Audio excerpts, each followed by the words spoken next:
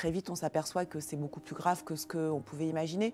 À la fois, je m'en rends compte et à la fois, je ne veux pas vraiment le réaliser et l'accepter. Dans le monde dans lequel on vit, on parle souvent des trains qui n'arrivent pas à l'heure et des problèmes. Et il y en a, bien sûr. Il y a beaucoup de dysfonctionnements. Il y a de la maltraitance, parfois même. Il manque de moyens. Mais j'ai vu beaucoup d'autres choses, moi. J'ai vu de l'aide, de la bienveillance, de l'humanité. Du temps donné. Vous avez tellement raison. Et puis surtout des choses qui paraissent tellement dérisoires et en même temps tellement fondamentales. Géraldine Maillet, bonjour. Bonjour. Je suis ravie de vous recevoir. Très heureuse d'être ici. Pour parler de votre livre, Ma minuscule, aux éditions HarperCollins. Je vous montre le livre. C'est un livre qui est lourd de sens. C'est un hommage à votre grand-mère et un hommage aussi à tout le personnel soignant. Vous parlez de l'AVC de votre grand-mère. Vous étiez présente quand votre grand-mère s'effondre. Oui, elle s'effondre, elle a la tête qui part en arrière, le visage qui dégouline d'un côté, les yeux un petit peu révulsés, et puis la parole, elle est complètement aphasique. Donc c'est un choc, un déni, parce qu'on se dit non, mais c'est pas grave, c'est un petit malaise vagal, ça va passer. On est avec elle, donc on a l'impression qu'on est un sorte de cocon protecteur pour elle. Et puis très vite, on s'aperçoit que c'est beaucoup plus grave que ce qu'on pouvait imaginer. À la fois, je m'en rends compte et à la fois, je ne veux pas vraiment le réaliser et l'accepter. Moi, mon premier réflexe a été d'appeler le SAMU. Ouais. Et j'ai une femme absolument adorable au téléphone qui me dit ce qu'il faut que je fasse pour sauver ma grand-mère. En fait, je m'aperçois que c'est très universel ce que je raconte. Mon livre, maintenant, est sorti il y a quelques semaines et quelques mois.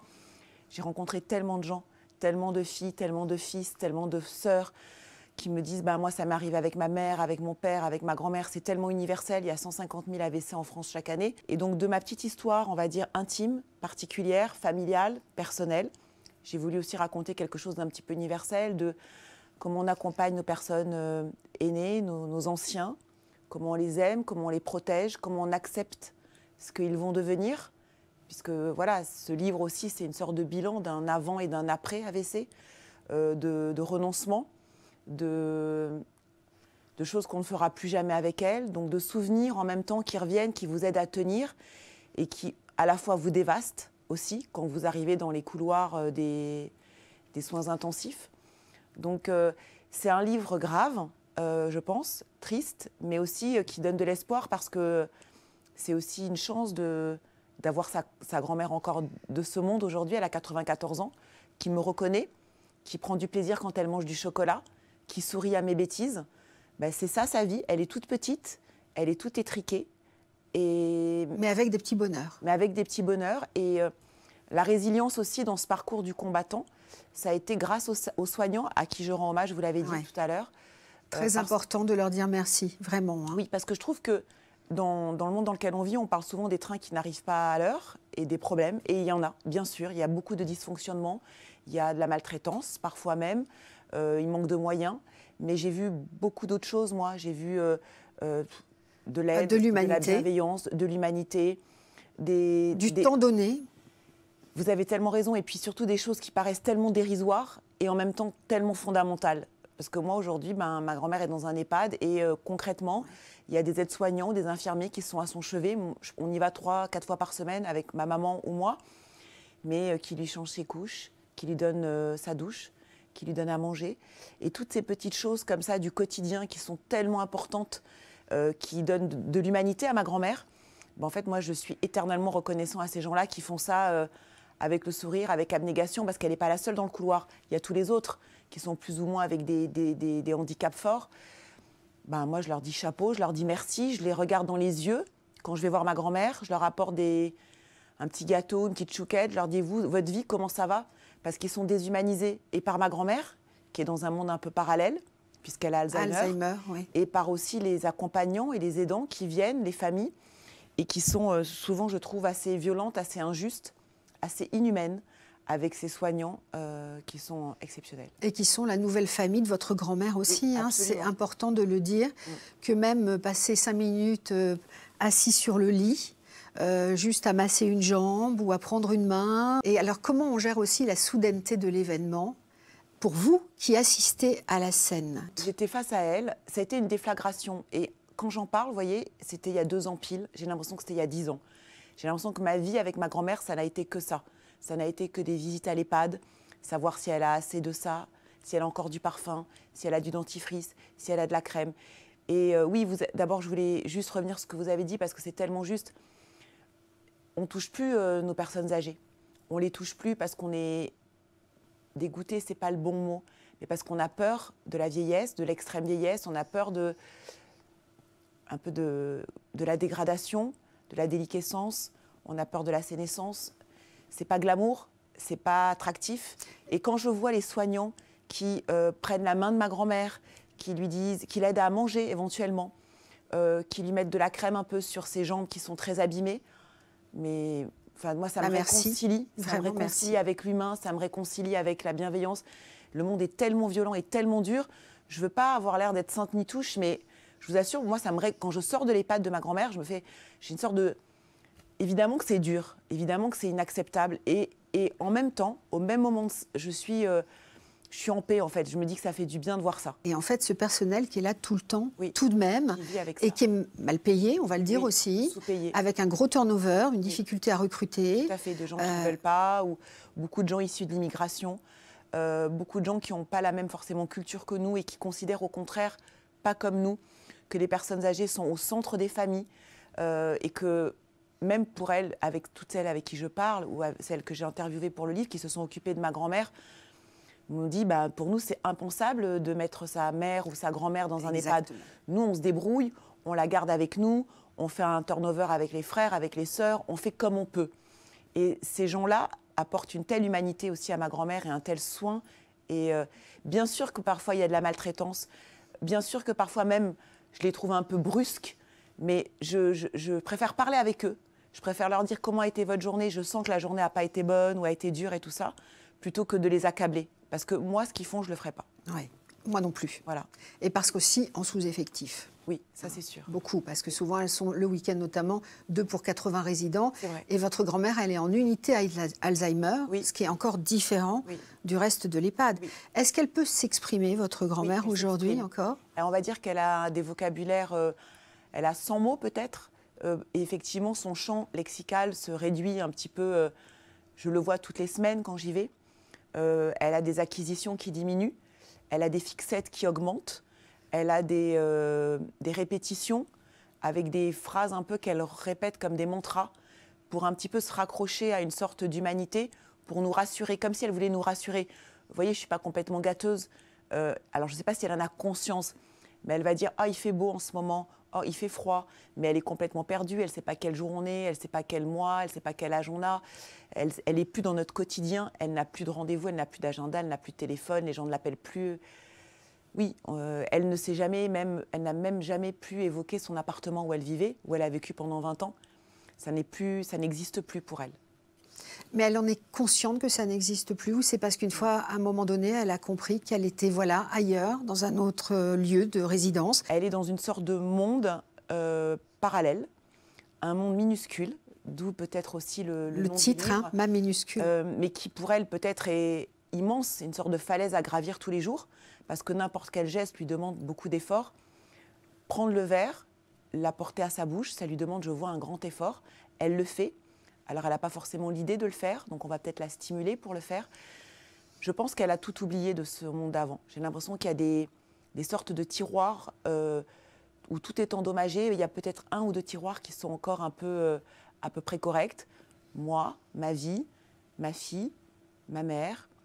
Et puis, parfois, un miracle. Je vais lui faire écouter des vieilles chansons de Aznavour, de Dalida, et elle va se souvenir de paroles. Donc voilà, c'est vrai que la mémoire est mystérieuse, et les soignants, les internes m'ont beaucoup aidé à accepter justement cette mémoire en vrac, en pointillé, en me disant vous n'avez pas à la juger avec vos critères à vous, parce que moi au départ j'arrivais en bulldozer, pourquoi tu ne te souviens pas de ça, avec presque des reproches, pas de la culpabilité. Mais vous étiez en colère ? Oui, bien sûr, on est en colère. Quand on aime les gens, on ne veut pas les voir se dégrader, on ne veut pas les voir l'ombre d'eux-mêmes. Et elle était tellement vaillante, courageuse, belle. Elle avait un tel panache, elle savait tout faire en tout. La cuisine, l'éducation, elle était indestructible. Et là, je la trouve totalement démunie face à tous les questionnements je ne lui pose aucune question. Je vais lui poser des questions très simple, 2 ou 3 questions à peine. Et puis elle va même voilà, sa question fétiche, c'est quelle heure il est, quel jour on est. Elle va me le répéter 20, 30 fois lors de ma visite. Mais c'est pas grave, je considère que c'est bien, elle est éternellement surprise par mes réponses. Voilà. Vous vous fondez dans son monde, en fait. Voilà, exactement. Je me coule dans son monde parce que les soignants m'ont dit qu'il fallait aussi, que ça nous aiderait tous à accepter ce monde-là. Parce que c'est insupportable de la voir à ce point-là, évidemment, diminuer. Et encore, j'estime que j'ai de la chance parce qu'elle a 94 ans. Ça n'est pas insupportable. Quand j'étais en soins intensifs de réanimation post-AVC, il y avait des trentenaires, des quadras. Ça, c'est insupportable, bien sûr. Ma grand-mère, c'est pas dans l'ordre des choses. Dans l'ordre des choses. Voilà. Et donc, je ne suis pas du tout en train de geindre ou de me plaindre ou de dire « Ah, c'est horrible, c'est injuste » et tout ça. Non, c'est évidemment pas injuste, mais quand vous aimez les gens, vous avez envie de les accompagner le mieux possible. Et même avant tout ça, ma grand-mère me disait « Moi, je ne serai jamais diminuée. Alors moi, si jamais une couche, jamais sur un fauteuil, si ça doit être ça, vous arrêtez tout. Ouais. » Mais sauf qu'aujourd'hui... je connais le discours. Elle accepte ça. Ouais. Elle ne verbalise rien de l'ordre de « je veux en finir, je veux mourir, quelle horreur ce que je suis devenue ». Non, elle va même se regarder dans un petit miroir de poche qu'elle a sur sa tablette de l'EHPAD. Et je vais lui dire « T'es belle ?» Et elle va faire un peu coquette. Oui, pourquoi pas. Et bon, je vais dire, c'est pas... Vous voyez, c'est son acceptation de ce qu'elle est a l'air de lui convenir. Quelle leçon d'humilité pour nous aussi. D'humilité et de force. De les voir vivre cet événement. C'est un peu ce que je lui fais à ma grand-mère. Je ne sais pas si ça lui fait du bien, mais je la couvre de compliments. Je lui dis, tu te rends compte, tout ce que tu fais, tout ce que tu as fait pour nous, si j'en suis là, c'est grâce à toi. Je vais lui dire que son pyjama est beau, même si c'était le même la semaine d'avant, mais elle ne s'en souvient pas. Je vais aller, il y a un coiffeur à l'EHPAD, donc avec des bénévoles qui sont extraordinaires, qui vont extraordinaire, vraiment. De l'apparence de nos vieux et de nos vieilles. Et je dis ça avec tellement de tendresse. Je lui dis, mais ton brochet, ta coupe de cheveux, elle est incroyable. Alors que oui, sa coupe de cheveux, il n'y a plus rien qui va parce qu'elle est écrasée par le lit en permanence. Mais je vais la parfumer, je vais lui mettre un petit peu de gloss quand avec mon gloss. Je vais lui dire que tout ce qu'on est et tout ce qu'on réussit à faire, et que c'est une battante, que quand elle bouge ses jambes dans le lit pour un petit peu se muscler, se dynamiser, je dis qu'elle est tenace, qu'elle est tellement volontaire, que c'est incroyable d'être comme elle est. Donc, je ne sais pas, j'ai l'impression que ça lui donne une sorte de baume au cœur. Et je suis sûre que ça lui donne du baume au cœur. Moi, je vois que dans le couloir où il y a ma grand-mère, il y a des personnes qui reçoivent aucune visite, mais pas pendant une semaine, pendant des années. Des années. Qui ont été abandonnées. Et à chaque fois, je me dis, sans donner de leçon à personne, je me dis, mais et qui ont de la famille. Ce pas des gens qui n'ont pas de famille. Et je me dis, mais quel style d'homme on a été, ou de femme on a été, ou de père, de grand-père, pour être abandonné par les siens. J'imagine que c'est insupportable de voir des gens qu'on a aimés diminuer, mais il faut être costaud pour abandonner. Ne serait-ce que pas d'avoir de culpabilité par rapport à ça. J'avoue, moi, c'est à chaque fois... c'est quelque chose qui quand je partage quand je traverse le couloir, je vois les chambres, je vois les chambres où il y a de la visite et où il n'y en a pas. Je vois ceux qui ont été abandonnés et ceux qui n'ont pas été abandonnés. Il y a des linges, il y a on voit les tablettes désertes ou pas. Waouh, c'est dur. Ça, je trouve ça dur. Et d'ailleurs, la notion de vie dans les chambres est complètement palpable aussi. C'est déjà des morgues, je suis d'accord. Oui, mais ça, aussi, on met des fleurs, il y a des gâteaux, il y a des photos. C'est un joyeux bordel, mais qui lui ressemble. Et effectivement, il y a des... Oui, c'est émouvant. Et je me souviens qu'à Sainte-Périne, où elle était pendant 6 mois, suite à son AVC en rééducation, elle a eu plusieurs résidentes qui sont venues. Et la dernière m'avait bouleversée. Pendant les 6 mois, elle n'a eu aucune visite. Et du coup, elle s'était attachée à nous. Parce que forcément, c'était une vie. Nous, on passait tous les jours. Et je me suis dit, mais en fait, cette femme, quand je vais changer ma grand-mère d'EHPAD, enfin de lieu, elle va être abandonnée. J'y suis passée 2 fois. Et après, je l'ai abandonnée parce que j'ai pas le temps, parce que c'est pas ma vie, parce que je peux pas me démultiplier, parce que je préfère aller voir ma grand-mère. Et quand je l'ai vue, je voyais qu'elle avait décliné par rapport aux fois où nous étions là. Parce que quand j'apportais un gâteau pour ma grand-mère, j'en apportais un pour elle. Parce que quand je parlais à ma grand-mère, qui était un peu plus endormie qu'elle, je lui posais des questions sur elle, qui étaient un peu aussi chaotiques dans la parole, parce qu'elle avait été abîmée par l'AVC. Elle était beaucoup plus jeune que ma grand-mère. Ouais, c'était dur. Ouais. Je trouvais que c'était dur pour elle. Et elle est d'ailleurs dans le livre. Je fais le portrait de cette femme. Je l'ai interviewée. Je n'ai pas voulu modifier ce qu'elle me racontait. Ce qu'elle me raconte est comme l'AVC a abîmé son cerveau. C'est-à-dire que c'est une parole qui est parfois fluide et parfois complètement chaotique. Et j'ai voulu restituer mot pour mot ce qu'elle m'a raconté de sa vie. D'où l'importance du lien aussi pour rester en vie. Oui, c'est toujours pareil. Ouais. Et donc le poids de la solitude, déjà quand on est bien portant, alors quand on est en souffrance, c'est Cette femme avait 2 enfants. Pire. Ouais. Voilà. Et les infirmières me racontaient là récemment, et je l'ai dit à l'antenne il n'y a pas très longtemps, on en parle beaucoup dans la libre antenne, que maintenant il y a des familles qui abandonnent leurs personnes âgées aux urgences, les laissent aux urgences puisqu'on ne peut plus rester avec la personne, partent en vacances, disparaissent. Donc les urgences sont obligées de gérer la personne, de trouver des soins de suite, etc. C'est comme on abandonne les animaux pendant les vacances. Exactement. Et donc là, les infirmières me racontaient ça et c'est quand même abominable. C'est pour ça, vous voyez, je veux bien qu'on dise il manque de moyens, les urgences sont saturées, on meurt sur des brancards. Mais en fait, déjà, commençons par accompagner nos personnes âgées, être vigilants, être attentifs, être présents pour elles. Et au lieu de parler aux soignants comme à des chiens, parce que tout est dû aussi quand on arrive dans les urgences. Voilà, quand je suis allée dans les urgences, les gens parlent très mal aussi. Enfin, si on est poli, est-ce que l'humanité qu'on se prendra en retour sera pas plus aussi sympathique, même si la personne elle est complètement sous l'eau, parce que oui, en sous-effectif, oui, ça manque de moyens. Moi, j'ai pas eu de problème. Quand j'arrive à Corbeil-Essonnes, elle est bon. Après, elle a un AVC, donc elle est prise en urgence, mais il y a plutôt de l'humain, en fait. Les gens, quand on les regarde dans les yeux, très vite, en fait, même si au départ, ils ne vous regardent pas dans les yeux, ils sont surpris de ça. Parce que globalement, ce n'est pas leur quotidien. En fait, on leur reproche tout. Il faut dissocier les individus, les soignants en tant que personnes, et le système. Et l'institution. Voilà, et l'institution qui est absolument mal gérée depuis que les hôpitaux sont gérés par les comptables. Mais ils me l'ont tous dit. Ils m'ont dit, oh là là, vous étiez la seule à nous apporter un gâteau en même temps que votre grand-mère. Ou quand il y a eu Noël, j'ai apporté une boîte de chocolat et on a fait le tour avec ma maman de l'EHPAD pour les soignants. Il y en avait qui pleuraient, des aides-soignants et des brancardiers. En fait, je me dis que... C'est normal. C'est normal de faire ça. Enfin, c'est la moindre des... Même pas des politesses, des corrections. Et je voyais qu'on ne leur avait jamais fait ça. Ouais. Et ce n'est pas une question de mépris ou de dédain ou de j'achète rien, en fait. Je trouve que c'est une sorte d'échange de beaux procédés. C'est ça. C'est juste considérer l'autre, en fait, voir l'autre dans sa capacité. Oui. Sans eux, ce serait terrible pour nous, en fait, les familles. Il faut le dire aussi. Oui. Et comme vous l'avez très bien dit, Géraldine Maillet, vous ne feriez pas ce qu'ils font. Non. Et moi non plus. Non. Quand j'arrive dans la chambre de ma grand-mère et que ça sent mauvais, parce que les EHPAD, je l'écris dans le livre et vous avez été aussi confrontés à ça, c'est quelque chose qui est universel. À chaque fois, tous ceux qui lisent mon livre, qui m'écrivent, qui me disent waouh, l'odeur. Ouais, l'odeur, c'est un truc, je sais pas, de vieux, de mort, de rance, de fin de vie, d'abandon, de couches pleines. Enfin, tout ça est mêlé. C'est dur, c'est trash, c'est insupportable. Au départ, c'était vraiment bon. De toute façon, on avait des masques et tout ça, mais même ma fille s'en moquait. Et il faut s'en moquer aussi parce que c'est la vie de rire de tout ça. Et cette odeur.